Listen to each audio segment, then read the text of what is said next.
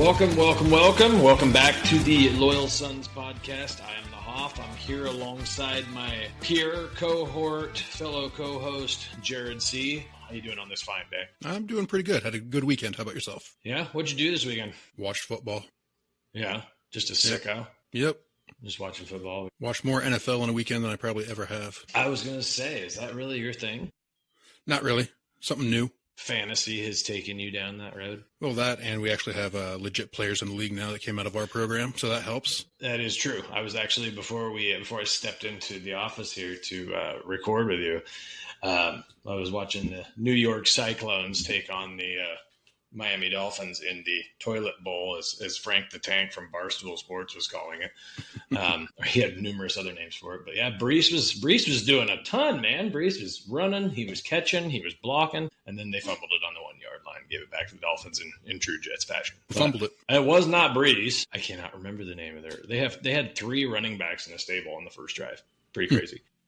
Anywho, yeah, it's great to see how many Cyclones we have in the NFL. It makes it a hell of a lot more entertaining as Cyclones fans and Big 12 fans overall, I think, watching the NFL these days. But all right, well, folks, thank you for the increase in listeners that we've had over the last week. It's been awesome to see so many people coming on board. Hopefully, we can continue to provide some fun material and some engaging material as we continue to roll these out. Had a fun and yet not so fun weekend in the Big 12, depending on what fan base you were. Some upset specials, some survival games. Overall, for the Iowa State, we're going to title this The Good, the Bad, and the Potentially Ugly of Iowa State's weekend as we go through that game. You know, one thing I'm going to tell you, Jared, one thing that I learned is I should flat out, if we're ever at a tailgate with all the boys hanging out, shouldn't say all the boys, got to be proper, all the group hanging out, and I ever start talking about my Big 12 picks, everybody should just stop listening. That's what I learned last week, because every single one of my picks was just trash. How about yours? I think I was right with the teams I chose. The spreads were way, way off.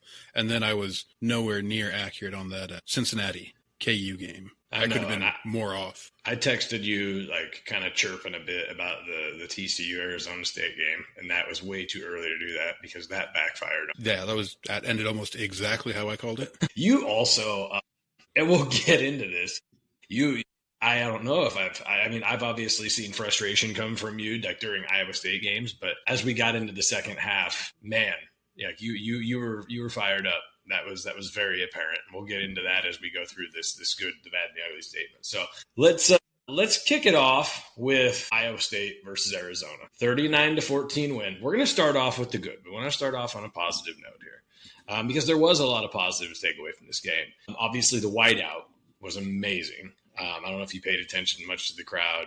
There was a lot of energy in the stadium. I did see a few different social media accounts talking about why are people sitting down when it's first and second? It's like, well, when you're up, 30 whatever to 14 in the third and fourth quarter. Sorry, man, but when you've been drinking since 2:00 in the afternoon, you're going to need to take a seat. But no, the crowd itself's pretty amped up. So yeah, the crowd looked great on TV. Yeah, it was a hot day. Once you're up by 20-some points, it's okay to go ahead and have a seat. A lot of people left. It looked like people were funneling out of the stadium.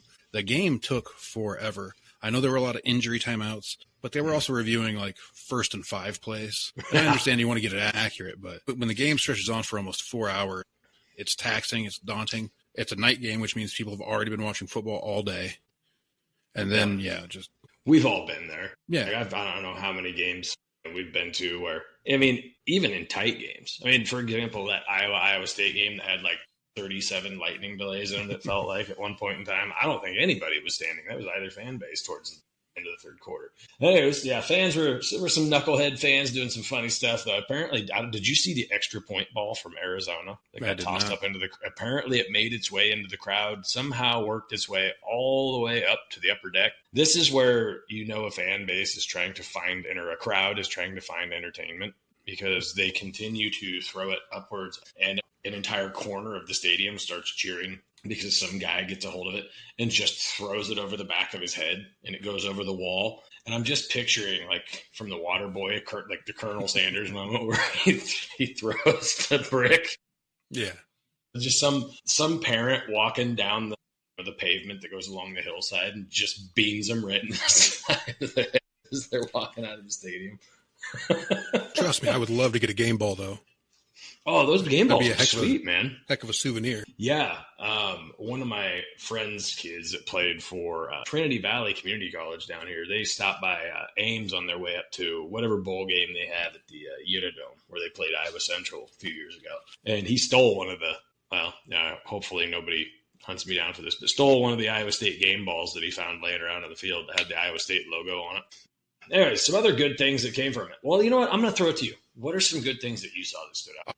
Our offense looked elite. Mm-hmm. It looked like when we didn't score, it was almost by choice. We were just rolling on offense to the point we let a tight end throw a almost 50-yard touchdown pass that ended on the 1-yard line. It was beautiful. Absolutely beautiful. Gives me a lot of hope for the future. If this SOL finally shows up and starts clicking, he is next level talent. And that's coming, we've seen a lot of next level talent at the wide receiver position in the last several years, but he looked faster, stronger, bigger than a lot of our big, fast, strong guys. Do we have that many other than tight ends, big, fast? Well, I'm talking at the wide receiver position, right? Hakeem Butler, Alan Lazard, Hutchinson, about Higgins. In the past, right? Yeah. Yeah, I would say, in my opinion, Chase Sowell. I feel like that was his arrival. Yes. It takes time when you transition from one program to another and you're getting into a new offense. Transfer guys don't just come in, and people, I think they expect it to be like NCAA football on EA Sports where a guy transfers in and, it's some junior from some other university and immediately they're an elite receiver. That's not realistic, right? It takes time to get into your groove. Also, it takes time for the quarterback to be 100% confident in you. Eskelson had some great catches. Rocco put some of them on a rope right to him. There was a few that, hit his hands and he dropped, but for the most part, man, he was at the beginning of the game. There was some passes that we needed short yardage catches, and he was right there, man. So I think Rocco got some more confidence in his receivers this game. The passing game overall, I think, took a huge stride forward. Especially, they needed to see that after that Arkansas State game. Actually, the previous 4 games. Didn't see that many drops. The run game, granted, we didn't have any blowout statistics, but, Carson Hansen walks away with 19 carries and 63 yards. What'd you think of the defense, man? Defense was elite, phenomenal, aside from the injuries. Fafita's, we talked about last week, big arm, accurate, and we made him really a non-threat.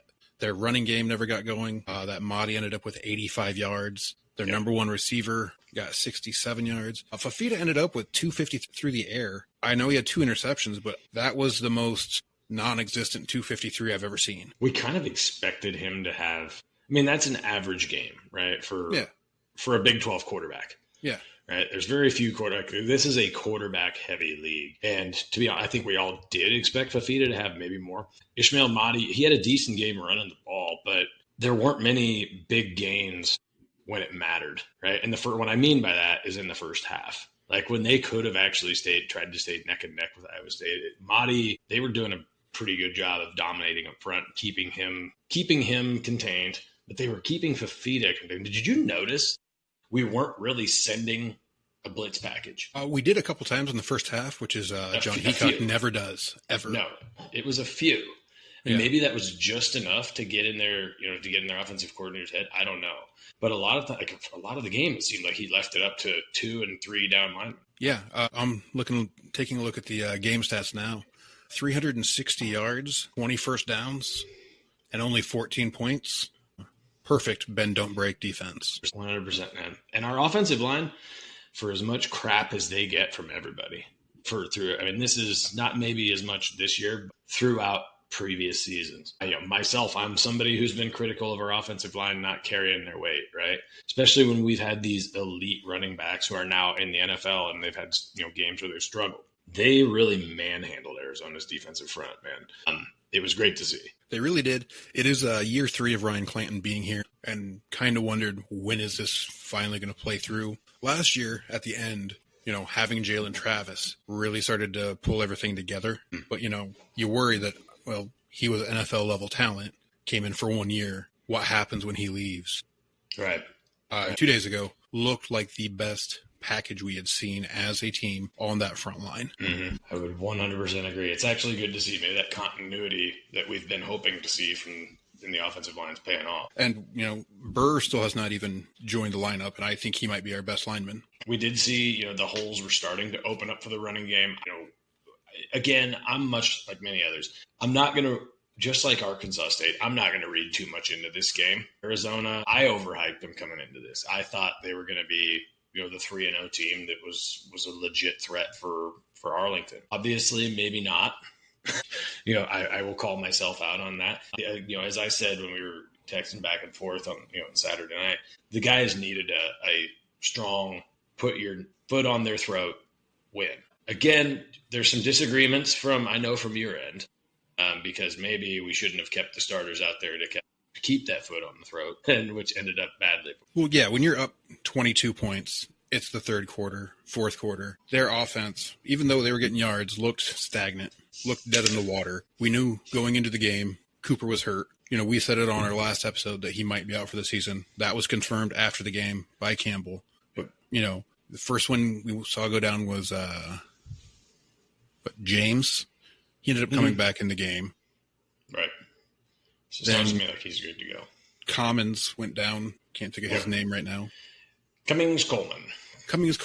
He, ended up in a sling on the sideline. Jontez looks like he's going to be good to go, but he came out.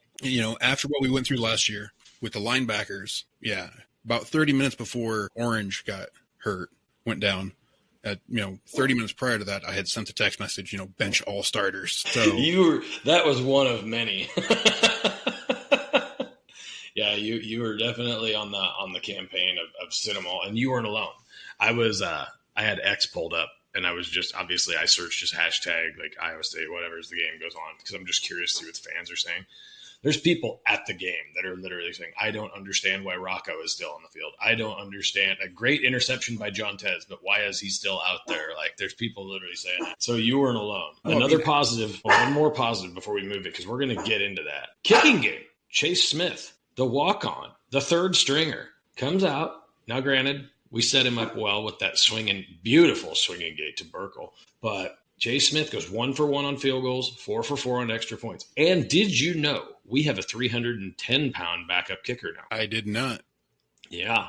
It looks like one of us out there with pads and a jersey on. Lineman or what? He's a big hoss, man. I only saw a picture of him. I thought actually somebody had like superimposed somebody or used AI or whatever. It was legitimately the kicker.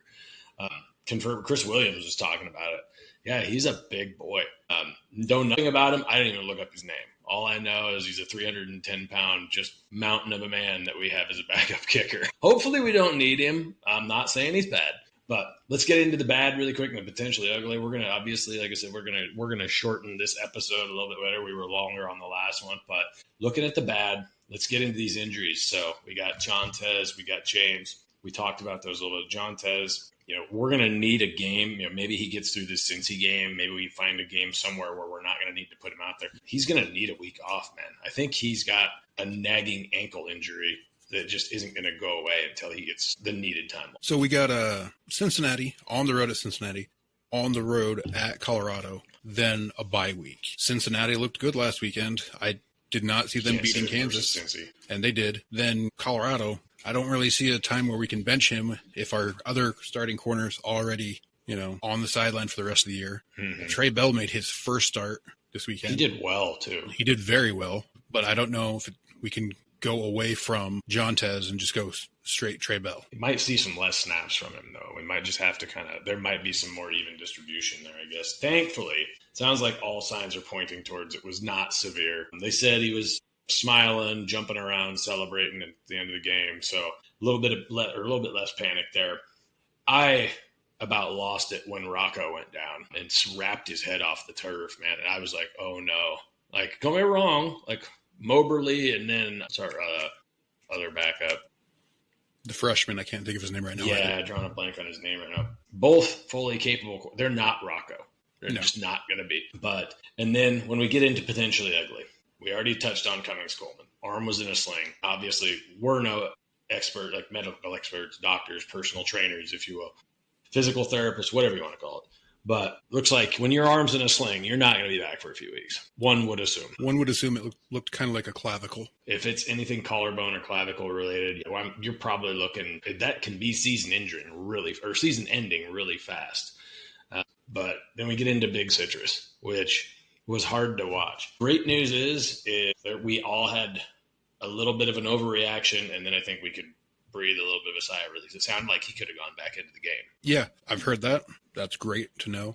I would like to know what was troubling him so much on the sideline, though, that he looked the way he did. From what I have, this is something I noticed earlier in the year, but thankfully some others have confirmed it. He is just a very emotional guy. And you could see it in the game, too. Did you notice both times when he was helped off the field, he puts his arm around like the coaches and like almost like hugs them as he's walking off. He's just like notice. Yeah, he's like a huge teddy bear, man. Sounds to me like the dude just kind of wears his heart on his sleeve.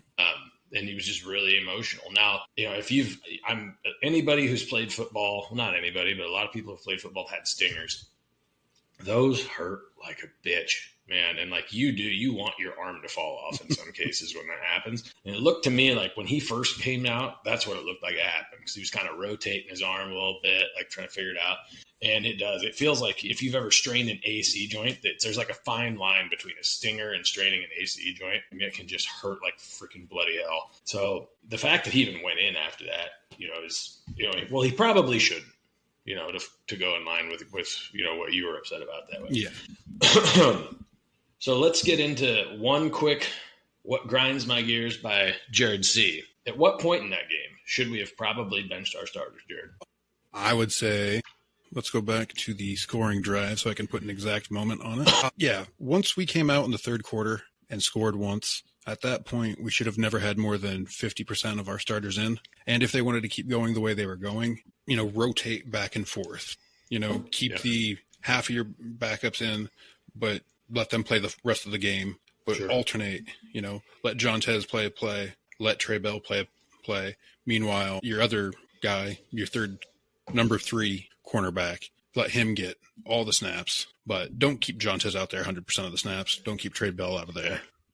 And not just at that position, but all positions at that point. Yep. And there's a fine line, as a coach. I know Matt has it. That's a struggle, man. There's a fine line for a coach regarding, we haven't been able to show everybody that dominant win. And then we have that ability to just, hammer a team or a great team in the Big 12. So let's do it versus we got to make sure we can also run the table on the conference if we want to. Because you're going to essentially have to nearly do that to make it to Arlington.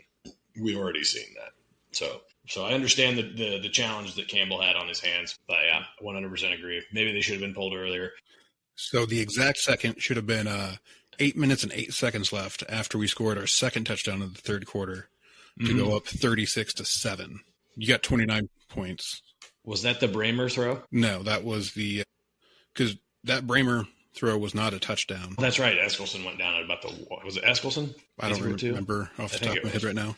I think it was. That was a Rocco Beck 1 yard run, which they all were. So it's not hard to Rocco finished the night with negative 10 yards and like 3 touchdowns. Pretty impressive. Love it. Absolutely love it. And then Sol finishes the night with what we deemed last week, NCAA football like statistics, 4 catches for 100 and God knows how many, 140 something. Just ridiculous. Anyways, overall, the boys walked away with a strong win. Thankfully, it sounds to me like everybody is somewhat healthy. We're going to need them. Let's hop into the rest of the week. Starting Friday night, Arizona State takes down TCU 27-24. Really, I think the difference maker here, Jared, was Arizona State's rushing offense. Actually, was kind of the difference maker in the game. Did you have a chance to watch the entire game? Yeah, I watched the entire game. That's not what I saw. No, that's not what. Tell me what you saw. I saw Arizona State's defense come up. Okay. I saw Hoover kind of fold under pressure. Yeah, I mean, he did finish with 2 interceptions in the game, so that would make sense. Yeah. So they did step up. The reason I bring up Arizona State's rushing offense is the fact that, I mean, they had Sam Levitt ran for 62 yards alone, but their running back, Reek Brown, he had 134 yards as well. So he was averaging almost 6.5 yards a carry. And that's a problem if you're the other team, right?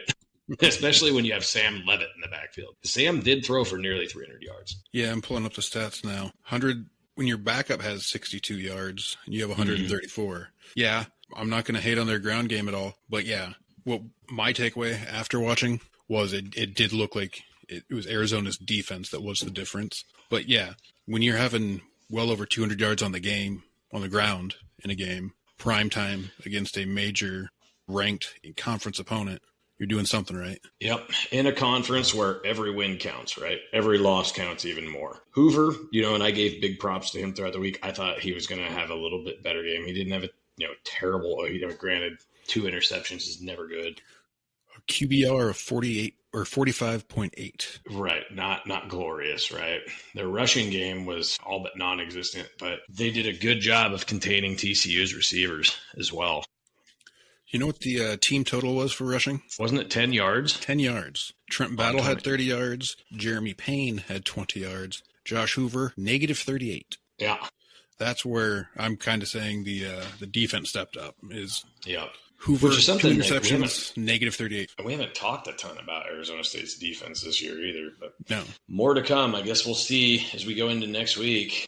Great win for Arizona State. That's 2 weeks in a row for them. That is 2 weeks in a row for them. And I think, they're kind of on that ground of, everybody was counting us out and we're going to show you. Yeah. Like we hoisted the trophy last year, and just because Cam left, we're not dead in the water, right? All right, looking at another game Friday night, Houston survives at Oregon State. A pesky Oregon State Beaver team out there. Surviving is the right word. It is, overtime thriller of 27-24. Houston, I added a caveat here. Just Houston's rushing defense with question marks. Because if you look at Oregon State had 189 yards on the ground. That is not a team that I expected to have almost 200 yards rushing against Houston's defense. Houston's defense is not bad. No. Overall, they're a decent defense. I don't know what happened, man. I don't know if it was the time zone or what. Maybe it's the travel. Corvallis is hard to get to. I was unaware of that's Oregon State has Malik Murphy. I didn't know where he landed after he left. Yep. Kind of shocking he ended up out there. And I'm even more shocked to find out their quarterbacks over the last 3 years. But they're 0-5 with that guy as their quarterback. Well, wasn't DJU there before Malik Murphy? I don't. I was say it's like the school itself is. I shouldn't say the school itself. The athletic department itself. This is kind of what I alluded to last week. It's just they've been kind of a mess. That's why I thought Houston was going to go in here and just walk right through them. So did I. I was shocked. I finished that Arizona State game, turned over to this, was kind of just blown away. And then I'm old, so I fell asleep. Did not watch. How dare you? And you call yourself a sicko. Actually, no, I called you a sicko. All right. Well, Houston survives. We don't need to jump too far into that. It was a gut-out game. I'm never, as Iowa State fans, we can't say anything either, having to go down to Jonesboro, Arkansas, and scrape by there. But moving into Saturday, number 25 BYU survives in Boulder. We talked about this last week. I mentioned Boulder's crowd. That's a tough place to win. It is a very tough place to win, especially since the Dion effect. That's another one I fell asleep for. So yeah, not surprised. Those are the 9:30. Yeah, anything after 9 p.m. Now my arthritis kicks in, and you take your Zantac or your Alka-Seltzer, and yeah, I pull my dentures out and I go to sleep. 100%. And you turn on your fan, your box fan, and fall asleep. So BYU, this was a little bit of a strange game. Colorado came out with with a fire. They came out and they were up 14-0, I think, starting out. And then after that, it was just all BYU. BYU, kind of the running game got going. They just kind of powered through them overall. BYU just essentially, they gutted it out. They were the better team. This is one of those games you chalk up as like, you know what? We're going to take the win and get the hell out of here. I don't think any team can go to Boulder, Colorado, and walk in and just assume they're going to blow out the Buffaloes in the Big 12. There might be one or two teams that could maybe do that. BYU is maybe not one of them just yet. But moving on down, Cincinnati upsets Kansas 37-34. And this was a huge quarterback matchup, Sorsby versus Daniels. One thing I kind of thought to myself when I was watching, I didn't get a chance to watch the game. I've only been able to watch the highlights. I was at a family event, and I almost asked myself when it was like the score alerts popping up, like, are they playing defense? Like, I couldn't tell. And I don't know if you had a chance to watch it at all, but any thoughts on that one? So my thoughts are more broadly back to a gripe or something that grinds my gears is having to watch this game on TNT. I would have to get the HBO Max subscription to watch that game, which I didn't do. I was happy watching the K-State game on ESPN Plus, but I was baffled by that score, and I went back and I watched about 20 minutes worth of highlights. Poor tackling. Terrible, no wrapping up, terrible tackling. Both sides, some turnovers. Like, if you look at, just the positive, Jalen Daniels had 445 yards passing, 4 touchdowns. One of that was like a 97-yard touchdown pass. It was in like the first or second quarter. You take away that 97 yards, he still has, 350. Both quarterbacks. Brendan Sorsby threw for 388. He had a 9-yard per completion average. And then he also had 52 yards on the ground. Daniels 55 yards on the ground. Like, Daniels altogether had 500 yards of offense. Like, how the hell do you lose a game when your team can't wrap up?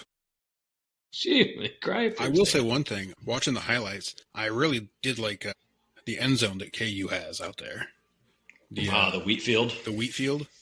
Yep. I thought that was a nice touch. In the highlights I was watching, and maybe it was just TNT's coverage of it, which I did not like in the highlights that I saw. Sorry, TNT. But the crowd just didn't seem loud. And like I said, maybe it was just the sound with TNT. I have no idea. But overall, yeah, a little bit of a shootout. Was interesting to see how Cincinnati, I think they got the ball back with like a minute and a half left, and just walked right down the field. Just walked straight down the field, man. KU didn't even put up a fight, it felt like. They just walked right in the end zone. You're going to love this.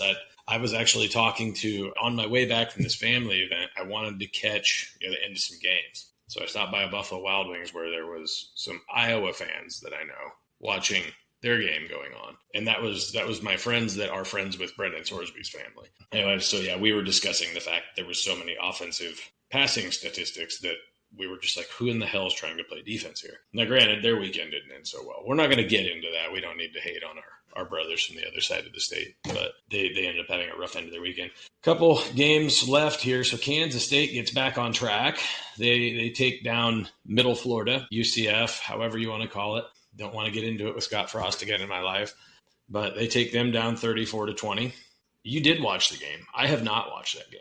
I've only just looked at, stats. Basically, my takeaways are that K-State just kind of got back to who K-State was. Yes, they did a lot of K-State stuff. Even before they got on the board, they were dominating that game. Like, it was hard to think, like, how have they not scored? They have 180 more yards. UCF at that point, I don't think had positive yards yet.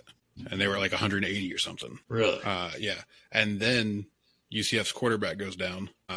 I didn't know they lost their starting quarterback. Shame on me. I had not even studied up on that game. So Taven Jackson. The one thing that did stand out to me when I saw this score was I was really surprised that Avery Johnson he had less than 170 yards passing. And I'm sitting here like, by looking at this score, but then I see Dylan Edwards is back to Dylan Edwards. Yeah, 166 on the ground. Avery had 75 on the ground. But yeah, Taven Jackson started the game, went out. They took his shoulder pads off on the sideline, and he looked like a Civil War vet being helped back to the locker room. Ouch. And then he came back in and played in the second half. Oh, he did play again? Yeah, he came back out. I had stopped watching at that point. But what a gamer. Well, UCF, finally their undefeated streak, which I think nobody was really holding their breath on, did get broken. Kansas State gets back on track. You never know, Jared. This might be the bowl team that you've been saying is still there. So I did hear somebody say, like, how hilarious would it be if they just ran the table the rest of the way and somehow ended up in Arlington? For anybody that says that has not looked at their schedule, they're at Baylor, TCU, at Kansas, Texas Tech at home, at Oklahoma State. That's a win. At Utah, and then they finish with Colorado. If they get 4 more wins, let's see, we'll give them Oklahoma State and Colorado off the top. Then they have to get 2 more between Baylor, TCU, Kansas, Texas Tech, and Utah. You never know, man. You never know. When Avery Johnson catches on fire with that Dylan Edwards in the backfield. When Kansas refuses to tackle, anything can happen. True. That is true. Baylor, speaking of Oklahoma State, Baylor takes care of business against a very seemed to be inspired. I don't know by what, if it was they were trying to save the offensive coordinator and defensive coordinator's jobs, or if they were trying to show everybody that didn't work. They tried. I did watch a little bit of that game. I will say they were fighting, man. With as many guys are hitting the transfer portal again, and they had their injury list was astounding before the game. But yeah, they put up a fight. Baylor just kind of showed that, you know what, we're the better team. So, yeah, I'm looking at these scoring plays now. At halftime, they were still in it 28-20. Yep. Seconds into the third quarter, 35-20. 10 minutes later, Oklahoma State scored for the final time. Yeah, they played a good half of football, and good for them. But I don't think it's only going to go downhill from here, man. There was a couple different guys I saw hit the transfer portal right after the game. Exactly. So, yeah, Utah did. We don't even need to talk about that game. Utah did what they should have done. They went to Morgantown and walked out of Morgantown. that's about the summary of the game. Well said. I hate it for West Virginia fans because I saw some pictures of them. And they just looked miserable. And as for as good of a time as they like to have down in Morgantown, there was probably some of them by halftime. We're like, all right, we're heading to the bar. Well, yeah, at halftime they still hadn't even scored a point yet. It was 28-0 at half. Yeah, and they hadn't even shown any signs of life from what I saw. All right, well, that's a little bit of a rundown for the week. Hop into, we're going to go through some power rankings, the polls itself, and then kind of who are the powers now in the Big 12. So the AP Top 25 comes out.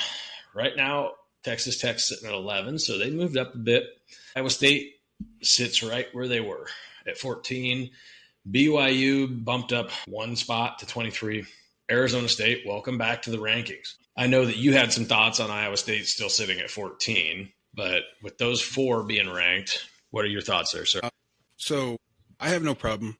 We were at 12. We had a bye week. There were some big wins. Some teams moved up. We dropped down. Totally fine with that. Totally acceptable. Texas Tech, bye week. Tons of teams in front of them fall. They move up one on a bye week. We do not. That's after a win against Utah at Utah, which I know we've discussed like our thoughts on, was Utah really as good as everybody thought they were? The pollsters, some of them, let's face it, man, they don't know their ass from a hole in the ground. I looked at the top 25, a lot of the pollsters, their slate overall. There was 4 to 5. And I didn't even memorize every single. There's 4 to 5 of them. They can't even watch college football. Literally, like there was one of them had, and again, this is not just school bias. They had Iowa State sitting at 24th. And then a few others, there was others. It's not just Iowa State itself, but there were some of them that had Texas Tech down in like the low teens. It's just some of them are all over the map, man. You don't have people that, again, might be biased just because of our Iowa loyalty here, but you got people like Chris Williams who, when he talks about his process and how he rates teams, like 100% spot on. I think that his process in ranking teams makes sense. But when you see these people, like the disparity, it's like you have Iowa State at 24th, an undefeated team. You have them down at 24th. Like, why do you have a ballot? Yeah, pretty shocking. Yeah. So this is where we're going to, I'm going to go into a little bit of a grinds my gears segment. This is something that I'm going to mention this time and this time only, and then I'm never going to mention anything and give credit to it. That is the ESPN FPI rankings. And those things, I have never seen anything that is more dog shit. And it's funny because actually, if you follow my X account, I felt like I was actually running a campaign to be anti-FPI because anytime anybody posts anything FPI, I comment on it and just how much crap it is. And it's just propaganda for ESPN for the committee as we get closer to the end of the season. Anyways, that's enough on that. That's what that's my grinds my gears segment for the episode. But moving into your power rankings, real quick, back to your FPI. Yeah. Uh-huh. Currently, we're 28th in the FPI. Mm-hmm. 22 spots behind number 6, Notre Dame, who has 2 losses. Just all you're doing is making me more. Notre Dame just won their second game of the season against a team so bad that they fired their coach already. It's just insane. Like, I don't understand how anybody that's outside of an SEC fan, like even Big Ten fans, should be upset. If you own stock in Peacock, which means you have a vested interest in Notre Dame, or if you own Disney stock, therefore SEC makes you money, there's no point in anybody. No, it's just insane. And the fact that this is going to have influence on who gets selected at the end of the year just pisses me off to no end. But anyways, I'm going to calm myself. One more thing. Let me get you upset about. Penn State. Who have they played? Uh-huh. They've played Nevada, Villanova, who I didn't even know had a football team. I said the same thing at the beginning of the year. And this is nothing. I think Penn State's a talented team. I do. I've never seen anything from Drew Aller that makes me think he's worth an inkling of the hype he's gotten. I mean, he threw one hell of an interception in double overtime. Are they great in the trenches? Of course. Penn State's... They always are. Yeah. That's Big Ten football. Do they have amazing running backs? Sure. Do I think that they're should have ever been thought of as a number one team going into the season?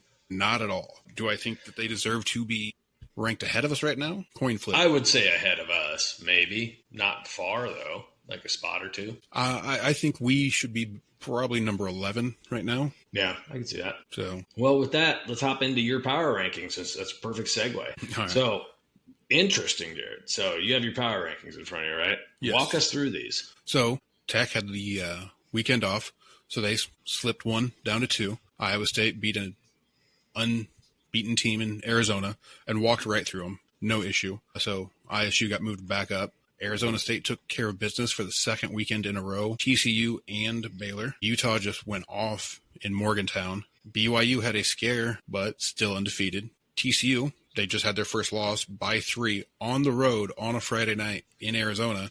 So I can't hate on them a whole lot. Cincinnati, since losing what should have been a home game that they volunteered to play at Arrowhead in Kansas City against the Huskers, haven't lost since. Ran right through Kansas, who refused to tackle. You can't go into Arrowhead with Patrick Mahomes II and expect to walk away a winner. So after Cincinnati, I have Houston all the way down at 8. Still undefeated, but going to overtime against a winless Oregon State does not look good. Baylor, I have to hold it against them that they've lost to, and beating Oklahoma State doesn't impress anybody. Yeah. Arizona lost their first game of the season, but it was never a contest. That got out of control fast. K-State showed signs of life. First time all season. And yeah, they just walked through Central Florida. I love that you had Central Florida written out. You have acronyms for all the other schools, and you have Central Florida. Sometimes it's important to go longhand. After Central Florida, KU, they lost, a couple weeks ago to Missouri. Thought that was going to be an outlier. And then, when your quarterback's putting up 500 yards of offense and you can't win at home, something's wrong with your defense. Colorado at 14. You've lost 3 times now. It's hard to be anywhere but at the bottom. West Virginia is at 15. I mean, they just got absolutely murdered by Utah. Woof. And Okie State, nowhere else to put them. So I don't see them moving out of 16. Yeah. I mean, that's good news for West Virginia, is that they can't occupy the basement. We've been there plenty of years. Oh, right? Yeah, and the 2 I had highlighted just to talk about quick, as Houston obviously at 8 was a shocker. Not disagreeing with you. That was kind of just one of those that raised my eyebrows. And then KU being all the way down at 13. Because KU, that's their second loss of the season. But, that also says, too, with Cincinnati, is Cincinnati maybe better than we thought? Have they progressed since the beginning of the season? Or, is KU trending downwards? So that was an interesting one to see. So when I have Cincinnati at 7, I mean, like I said, since they lost to Nebraska, they've been undefeated. I did not see this coming into that game. No. I was asking friends if they had a HBO Max login I could use so I could watch that game because I couldn't make sense of it by reading the box score. So with Cincinnati, and it's funny because I started thinking about it later on in the day, and I'm like, who have they played? Now, they did beat a very tough Northwestern State team. Not Northwestern State team. 70-0. And they did beat Bowling Green. It's very tough on Pudge the Cat, which is their new mascot out in Bowling Green. And they beat them 34-20. Yes, I did say Pudge the Cat. That is the Bowling Green mascot. Right? Is Bowling Green in Ohio or in Yes, they're Kentucky? in Ohio. They're in Ohio. Bowling Green, the city, is in Kentucky, right? You know what? That's actually a really good question. We've got to go there at some point in time in the next few years. That is true. Let me look here before we move on. This is something we have to get to the bottom of. Well, we should book our flights to the right one. So I know, right? So that is in Bowling Green, Ohio. Yeah. So that's what I was pretty sure they were. But so I mean, they had wins against Bowling Green. They had wins against Northwestern State. The only thing I remember Northwestern State for is for beating Iowa in the NCAA tournament as a 15 seed, and Iowa being a 2 seed years ago. But didn't even know they had a football program. However. Yeah, Cincinnati is no slouch. And we can get into that a little bit more as we look at this week's upcoming games here. But awesome job on the power rankings, man. The only thing that I would probably move around, you're going to hate me for this, is I don't know if I would have moved Tech from number 1 just yet. But they didn't play anybody. Yeah. So, Again, power ranking. Not ranking overall. You have a bye week. Somebody else beats an undefeated team and makes it look easy. Right. Makes total sense. All right, man. Well, moving into this weekend's Big 12 slate, we're going to do some picks here as well. Friday night, we had West Virginia, who we just talked about. Those fans down in Morgantown need a win, man. But they are going out to Utah to take on BYU, 23-ranked BYU. And it's a 9:30 p.m. kickoff nonetheless. So not only are they traveling a few time zones, they have a late night. The spread is 18.5. Yep, as it should be. And that's all you need to say. And yep, that's about right. That's Yep, good job, Vegas. All right, on to the next one. That one on the head. Yep, moving on to the next one. So give me a pick for that one. BYU by 18. All right. You know what? We're not even going to really dive into it. I would say the same. I think BYU takes care of business. I think this could be a 35-10 game. Yes. Saturday, starting out early in the morning, along with us, but we're going to hit our game last. K-State, the team with hopefully some momentum, is heading down to Waco, and they take on Baylor. So going into this game, we got Avery Johnson, who maybe the passing game's getting back on. Maybe K-State's vaunted defense is coming into who they should be, but you still got Baylor. You've still got that passing attack. That's still alive, right? Now, granted, it's like Okie State gave them a little bit of a spirited run for a half, but this is an interesting one. It really is, because this is two teams that we're still kind of going like, we're in that Game of Thrones point in the season where it's like everybody's killing everybody, as we usually see in the Big 12, but one of these teams has to go one direction, or maybe both of these teams don't go the same direction. I don't know. Anyways, throwing it to you, man. What do you think?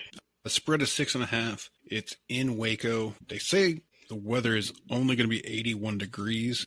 I wonder if that's because it's so early in the morning. It's been nice down here in Texas, man. It hasn't been smoldering hot for me being a ginger. Trust me, I know. So, yeah, it's going to get up to mid-90s by the afternoon. We've been at that stadium where the turf is melting our players' cleats. Not going to be that hot, and K-State showing signs of life, but I don't know if they can slow down that passing. Sawyer Robertson, Washington already has 500 yards on the ground. Edwards is a stud, but I don't know.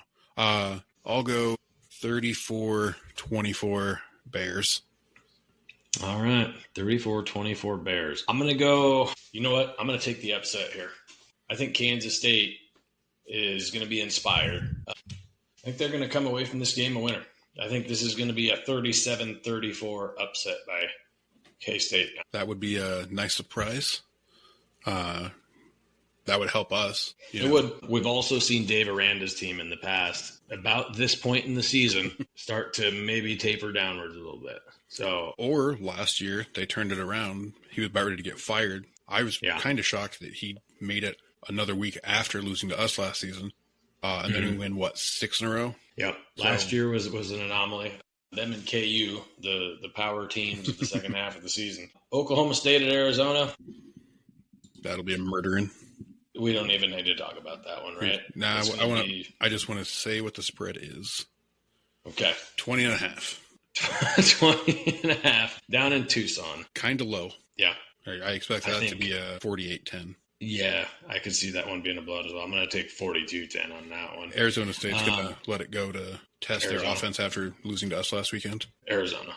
You got to be careful there. You don't want to piss same their fan thing. bases off. No, if somebody called us Iowa, damn well we're the first ones. Yeah, but our school matters. So do they. All right. Big game of the weekend. At 6 p.m., Texas Tech and Houston. We've got two undefeated teams. Now, it's the tale of two cities here. We've got one undefeated team that everybody kind of expected to be undefeated. We have another undefeated team that there's probably some people that expected them to be 0-4 by this point. 1-3, 0-4, we'll say. I could see this one. Like I said, Texas Tech is not going to have an easy task on their hands. Houston's defense is stout. If Houston has the right game plan worked up, no.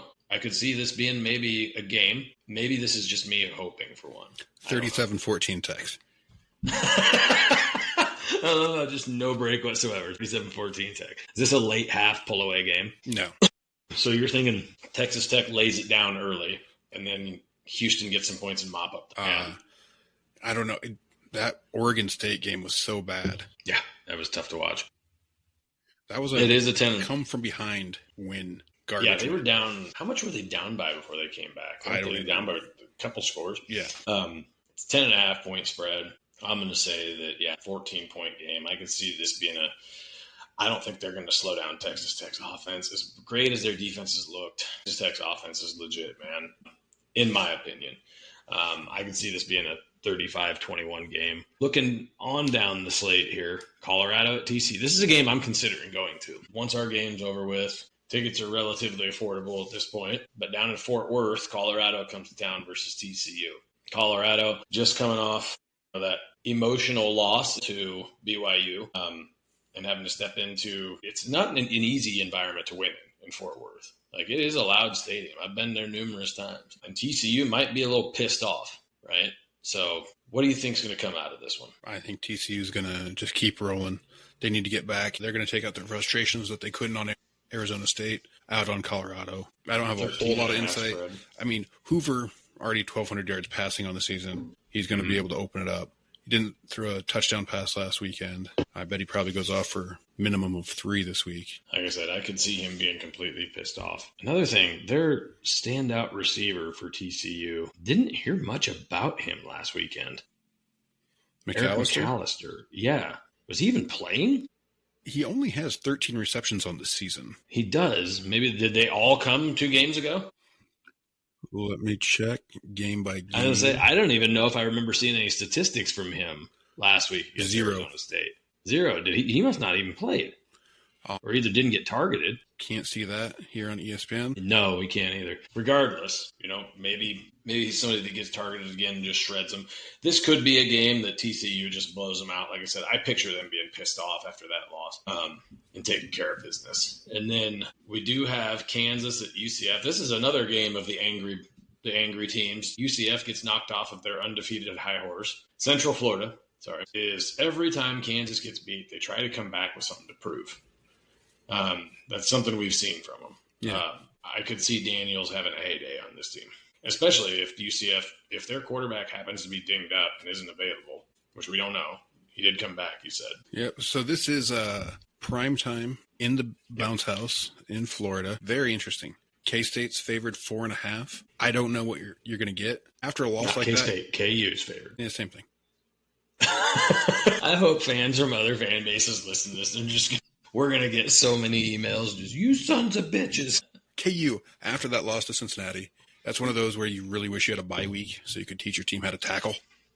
Yeah, they do need to learn how to break down. Because, like I said, I just watched some highlights this morning at work, and it was just a how to not tackle demonstration. Yeah, the amount of tackling that took place at the ankle level or the shoulder level, or attempted tackling that took place at the ankle level or shoulder level, was just... Though I will tell you what, after watching the Chargers-Giants game yesterday, AU showed exactly how you tackle Cam Scadaboo, and that's you just dive at his ankles. And then he can't... because he can't hit you with his helmet, and he can't stiff arm you, and he just goes over. Yeah, because 3 guys can apparently hit him at the same time at head level, and he's just going to take all 3 of them. Exactly, but if you go for his ankles, he can't do anything to you. All you got to do is just get that shoestring, right? Yep. All right. So, I do think maybe UCF pulls an upset here. Really? Yeah, I could definitely see this going, 27-21. Okay. That's an interesting one. I'm going to say that KU pulls this one out. I was going to say like 31-20. I think Daniels, he showed that obviously the biggest question is defense. Daniels is not the question. I just don't know if UCF's offense is going to be able to put up enough. It's going to be a battle of a rough offense versus a rough defense on that aspect. Yeah, and I don't know how healthy Jackson's going to be, if he's going to be 100% or even able to go. Yeah, so I'm going to pick Kansas to win that one. And then the game of the weekend for us as Iowa State fans here. Iowa State goes to Cincy, 11 a.m. kickoff. On ESPN2. Real quick, we might need to re-record this on Thursday after the injury reports come out, because some of these projections we're making could make us look real bad if half the team's not playing. And we can do a quick update. I'm joking. Go back and review it. It's true. It's very true. But yeah, if we needed to, we can go back and completely revamp this. Mine are going to look terrible anyways. If we could re-record this preview on Sunday morning, that would be great. Just timestamp it. Yeah. Couple days earlier. So looking at some key matchups, looking at Iowa State, Brendan Sorsby, and if you haven't seen this, and this is I do follow Cincy because he's somebody that's intriguing to me. He scares the living shit out of me as somebody who I'm a big fan of our defense, our 3-3-5. However, do you know who created the 3-3-5 that we have in our system? Well, Tyson Veit helped create it, but it was John Haycock. It was part of it. And he's also installed that at Cincy. Yes, I'm aware. Yes. I'm just going to say there's just something about this that now the spread has moved back down a point at this point in the evening on, Monday night. It was 2.5 earlier today. It's back down to 1.5. So the money in Vegas is moving. I don't give a flying shit about the money in Vegas. It's going to move one way or the other. And there's overreactions here and there. But my biggest, the two matchups for me are Rocco Becht versus the 3-3-5. Because very few teams run the defense the way that we run it and the way Cincy runs it. And also Brendan Sorsby on the other side against our 3-3.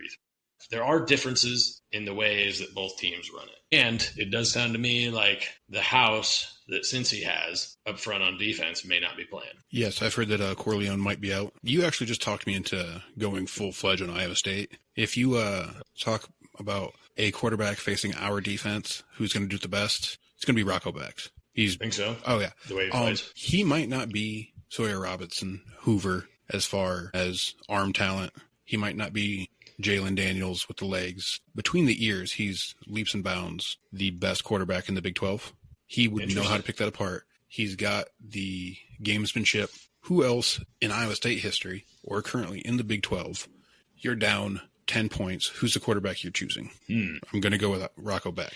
That's a really good question because of how many are proven. How many drives has he led at the end of the game? He iced K-State already this year, did it to Iowa. The other games didn't need it really. He did it multiple times last year. He did not do it to Ohio 2 years ago, but that was his second game ever. He plays better, when the chips are all in. That's a very good point. And I better be honest, he's been the shining light for us this entire season. He really is. He had one garbage interception last week, which he shouldn't even have been in the damn game when that interception was thrown. The other one wasn't completely on him. I'm not even putting it on Bramer. Bramer was trying to be a gamer and make a play. But our defense took a quarterback that hadn't thrown an interception all season. Did we have 2 or 3 picks in that game last week? 2. Right. So Sorsby, something is an interesting fact. I learned this watching the highlights of the KU game their game against KU. He hadn't been sacked until that game. He's at 1 sack on the season. Nebraska never got to him? No, never got to him. So the defense we're probably going to run. You never know with Haycock is an absolute wild card, in certain situations. When you don't expect him to blitz, he blitzes. When you expect him to run just, 2-3 man down lineman blitz package, he sends a linebacker, or 2. We saw him do it last year against UCF, which is, essentially what helped us kind of get back, keep the game at, arm's length and even win the game. Hoofta. Boy, I'll tell you, this is a tough one, man. Like I said, Brendan Sorsby scares everything than daylights out of me. He is the type of quarterback that can pick apart our defense, and he leads the team in passing, and he leads the team in rushing. Well, it's pretty impressive when your quarterback leads the team in passing. Well, obviously, I was just throwing it. Yes, hopefully they would. If the running back, you never know, Bramer's making a run for it. But he almost had a touchdown pass when Rocco didn't last week. Yep, that's true. That is very true. But no, when I saw that he leads the team in rushing, I was like, holy crap. He's got more rushing yards than I think their leading receiver has receiving yards. Allen has 50 yards more receiving than Sorsby has passing. But that should let you know that they have no running game. They're kind of a one-dimensional thing. Yeah, it's a way to look at it. All right. I'm going Cyclones. Injuries are going to be the asterisks of the game, man, on both sides. You're going Cyclones. You think this is going to be a pull it out in the fourth quarter game? Nope. No? Nope. All right. Well, lay it on us. Comfortable lead. We go up 14-7. We maintain that. We go up 21-7. They score a touchdown.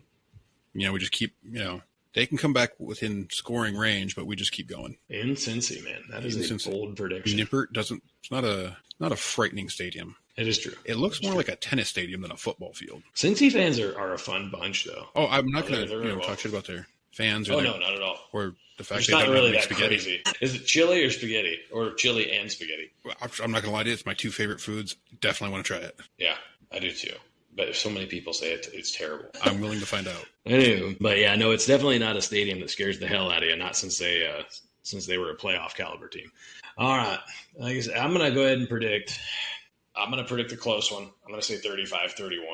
Iowa State does pull this. I still have faith. I have the faith. There are going to be games on this schedule that I am not going to. This is not going to be a full-on Iowa State bias podcast where every week we pick them to win. I probably Jared might, but there's a few of them I'm going to pick them to be upset. But so what I'll tell you is we're going to lose a game, but I definitely don't think it's going to be to a team that I would say is necessarily better than us until we get to a championship game. Like theoretically, just looking at our schedule real quick, we could lose that TCU game super easy. There, so that we would could be lose perfect. We could lose to Arizona State super easy, and Arizona State might be better than us. TCU might be better than us. But if I had to line them up right now, neutral field, I would choose Iowa State, and I think Iowa State would win 6 out of 10. Yeah, but that doesn't mean we're going to win. One of those 6 is going to be when we play them that day. Everybody in the Big 12, maybe outside of Texas Tech, is going to lose to somebody they shouldn't. Texas Tech is not going to go undefeated. And that's definitely possible as well. Overall, all right. Well, that's a rundown of everything last week, everything this week. Again, we may re-record later on in the week. Jared, any last thoughts from you? Nothing on the Cyclones. I would like to go back and talk a little bit about the national rankings and how Alabama just flew right by us when a week ago they wanted to fire their coach, and now their fans are like, we don't get any respect. You guys hate Kalen DeBoer. I'm like, no, you guys hate Kalen DeBoer. You hate him more than anybody. Not only Alabama wanted to fire their coach, like the nation was saying, like Brandon Walker, like we referenced him a few times. Brandon Walker was like, his ass is going to be looking for a job. And literally, like, I mean, even ESPN was talking about, like, Alabama is not the Alabama they used to be.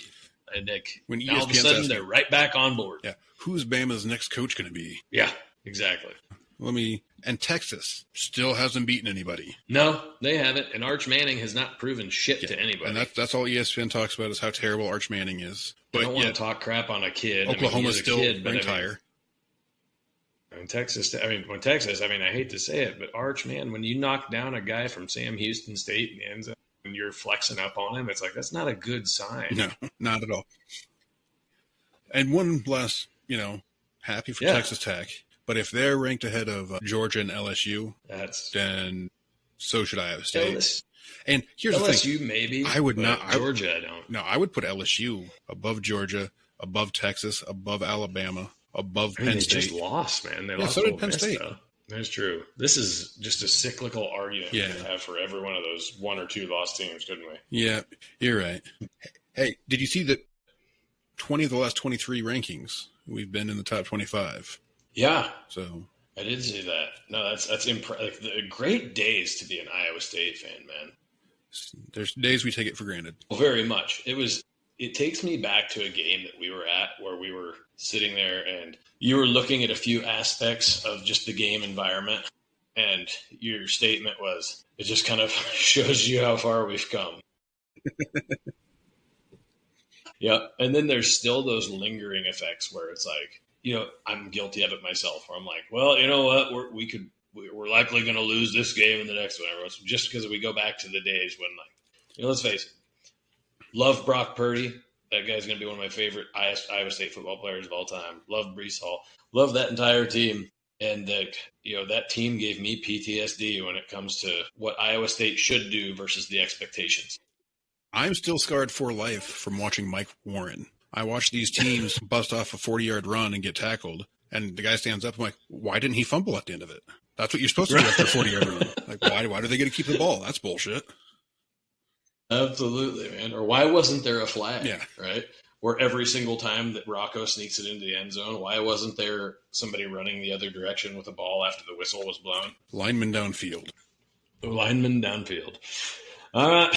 Well, great talk, man. This is a great episode. Really looking forward to seeing what this week's slate holds for us. Hopefully the Cyclones pull it out up there in Cincy. Fans, any of you guys going up to Cincinnati, have a great time. I'll be potentially down at Fort Worth, seeing the Colorado TCU game later this week. But overall, hell of a slate coming up here. Go Cyclones. Everybody crack an ice cold Busch Light on us. And have a great week. And go Big 12. Go Jared, any last thoughts before we sign out? Did it perfect. Have a good one. All right. Have a good night, everybody. Talk to you later. Go Cyclones.